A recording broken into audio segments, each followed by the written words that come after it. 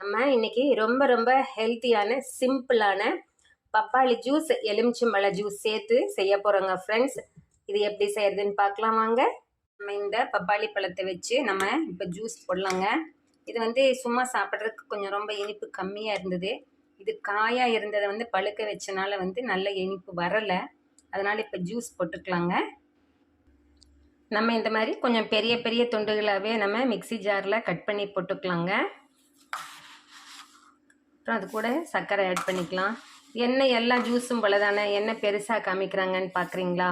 கடைசியில் இதை நம்ம எப்படி என்ரிச் பண்ணுறோம், எப்படி விட்டமின்ஸை அதிகப்படுத்துகிறோம் அப்படிங்கிறத பார்ப்போம். வேணுங்கிற அளவு சர்க்கரை போட்டுக்கலாங்க. ஏறக்குறைய 2 ஸ்பூன் அளவுக்கு தான் நான் போட்டிருக்கேன்.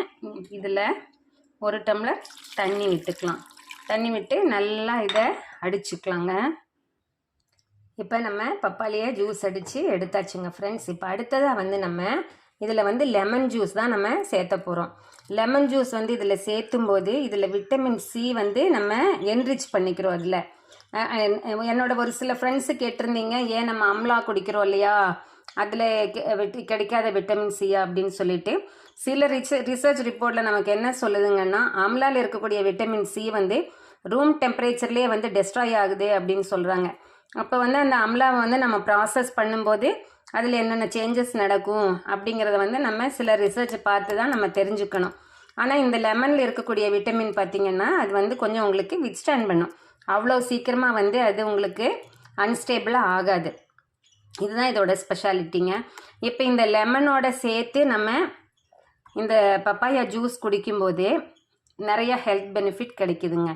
எப்படின்னா, நம்ம இம்யூனிட்டியை அது இன்க்ரீஸ் பண்ணி விடுது, ஸ்கின் ஹெல்த்தை இம்ப்ரூவ் பண்ணுது. அதே மாதிரி ஸ்கின்னை கொஞ்சம் யங்காகவும் ரேடியண்ட்டாகவும் வச்சுட்ருக்கிறதுக்கு ரொம்ப ஹெல்ப் பண்ணுதுங்க. இப்போ ஸ்கின் டிசீஸ்னால் அவதிப்படுறவங்களுக்குமே கொஞ்சம் ரெசிஸ்டன்ஸியை அது இன்க்ரீஸ் பண்ணி கொடுக்குது.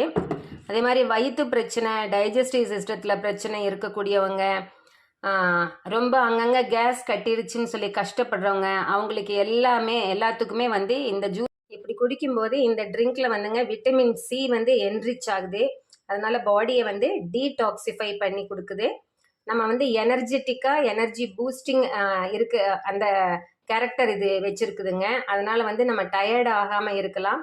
அதே மாதிரி வெயிட் மேனேஜ்மெண்ட்டுக்காக ட்ரை பண்ணக்கூடியவங்க, டயட்டுன்னு சொல்லிட்டு பட்னி இருக்காமல் இந்த மாதிரி ட்ரிங்க்ஸ் ஜூஸ் எல்லாம் பண்ணி குடிக்கும்போது அவங்களுக்கு ரொம்ப பெனிஃபிட் கிடைக்கும். கண்ணில் விட்டமின் டெஃபிஷியன்சினால் ஏற்படக்கூடிய சில பார்வை கோளாறுகளையும் இது குடிச்சிட்டு வரும்போது இது கரெக்ட் பண்ணி கொடுக்குங்க ஃப்ரெண்ட்ஸ்.